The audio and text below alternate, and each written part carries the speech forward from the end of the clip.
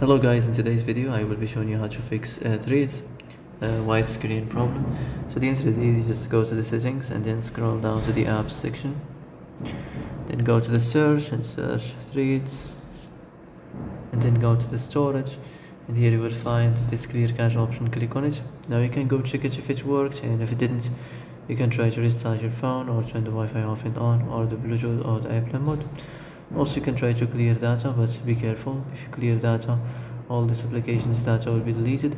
This includes all files, the settings, the accounts, the databases, etc. So be careful if you want to clear your data.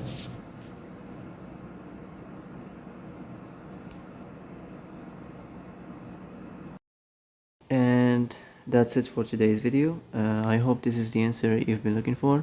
If you like this video, don't forget to like and subscribe, and see you in the next video. Thanks for watching.